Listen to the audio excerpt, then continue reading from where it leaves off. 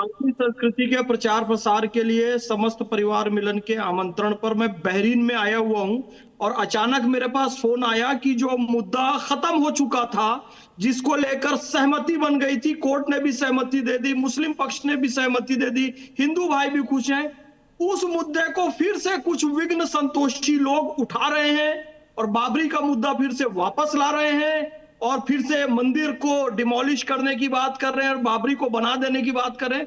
बाबर एक आक्रांता था, आक्रमणकारी था, दरिंदा था और ऐसे व्यक्ति से भारत के मुसलमानों का कोई लेना देना नहीं है।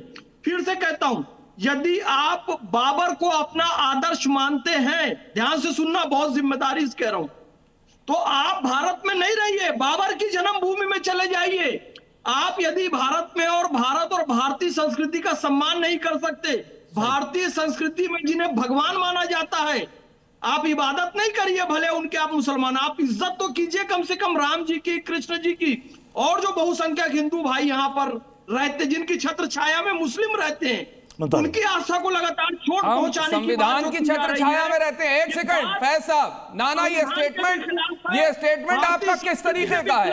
हम सभी लोग संविधान की छत्र छाया में रहते हैं। माफ करिएगा, किसी के हम लोग जो है आश्रय पे जिंदा नहीं है। इस देश के दिए हुए संविधान के हक और हकूक के थ्रू हम इस देश के अंदर हैं। इस देश के अंदर देश के नागरिकों से वादा करा गया था कि संविधान वादा करता है। ऐसा है, बहुसंख्यक का डर दिखाएंगे आप हमको। अरे मुसलमानों को कोई घर नहीं दे रहा है, उसका कारण आप जैसे लोग हैं। मुसलमानों से कोई सामान नहीं खरीद रहा है, खान साहब पहले तो आप जो है खान हटा दीजिए, क्योंकि कैब ड्राइवर हो आप, ये खान जो है तैमूर के वंशज हैं और बाबर तैमूर के। दूसरा मुस्लिम जो गरीब है वो भुगतता है। फैज खान जी, फैज खान जी, मुमताज आलम कुछ कह रहे हैं, सुन लीजिए।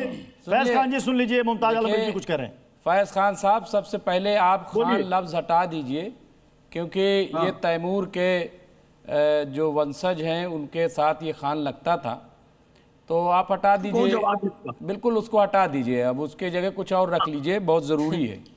तो पहली बात तो ये, हालांकि मैं इनको जवाब नहीं देना चाहता, लेकिन आप खान लफ्ज हटा दीजिए, खान लफ्ज हटा दीजिए। अब मैं आ रहा हूँ। फैज साहब रुक जाइए, चुप रहिए, बहरीन में है आप, जरा वापस भी आना है आपको हिंदुस्तान। जरा रुक जाइए, चुप हो जाइए, आपको वापस भी आना है, रुक जाइए इधर से, मैं जो बात करना चाह रहा हूँ।